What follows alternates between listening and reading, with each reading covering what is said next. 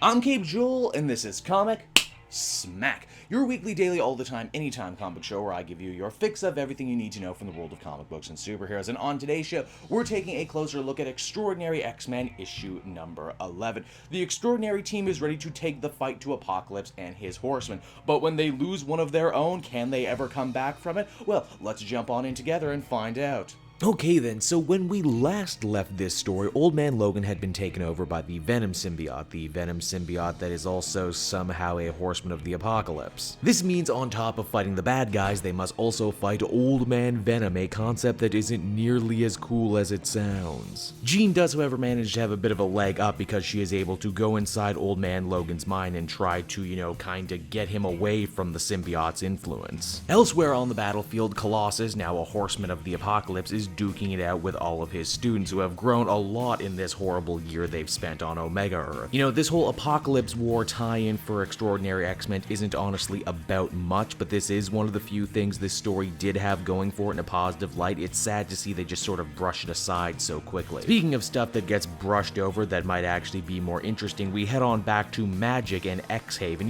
that story that it seems like Jeff Lemire really wants to tell about that little girl who can control demons, who Magic is trying to mentor. Yeah, she leaves the school in the middle of the night. Apparently she's been having terrifying nightmares while in limbo of her killing Magic and going essentially to the dark side. But luckily, a nice voice she heard in the void said that they could take all the evil powers away. All the little girl had to do is follow the voices into the depths of hell. Wow, this little girl isn't very smart. Maybe you could stand to lose her. Inside the temple, Nightcrawler and Storm attempt to make a beeline for Apocalypse and hopefully end this horrible nightmare. Unfortunately, Moon Knight, Horseman of the Apocalypse, is standing in their way. There's also a really weird subplot that gets brought up here about Nightcrawler feeling resentful towards Aurora because apparently she's been shooting him a bunch of dirty looks, feeling that, he was broken ever since his traumatic run-in with Mr. Sinister, even though if you've been reading this series, you'll know they pretty much dealt with all those issues in one story, so what's the deal, man? It should also be noted that Nightcrawler totally drops Moon Knight down a pit of spikes, more or less murdering him with little thought or care, something he'll do again later on. I know the X-Men don't exactly have a no-kill policy like other heroes do, it just seemed a little sadistic for the happy blue elf. When the good guys eventually do find Apocalypse, they're shocked to discover that the reason they haven't been seeing him running around is because he quite literally can't leave the temple, and that's because he's plugged on into the planet like a giant USB drive. He's the heart of this world, and they've essentially been crawling around on his body the whole time.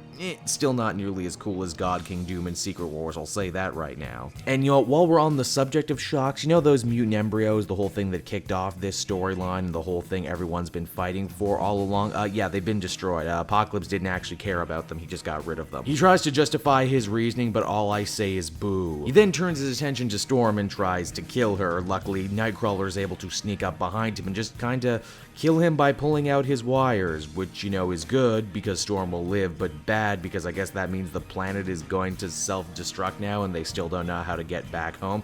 Oops, good job breaking it, hero. Extraordinary X-Men number 11 is actually a marked improvement from where this storyline has been going so far. Stuff actually did happen, there were some stakes, and for once it didn't feel like a bunch of badly dressed individuals meandering, walking all over a scorched earth cosplay competition. Of course, now that we know that the embryos are gone, all I can say is, well, what was the point of this story then? What was actually achieved at the end of the day? I guess we'll just have to read the finale issue to find out, won't we? Overall, I give this one a 6 out of 10. Hey everyone, thanks so much for watching my newest video. I hope you enjoyed it, and while you're here, why not check out another video I have on offer? Or maybe if you're feeling in a supportive mood, you want to like or subscribe. And if you want to support the creation of more videos just like this one, then please by all means check out the Cape Joel Patreon. A little bit goes a very long way, and I will see you all next time.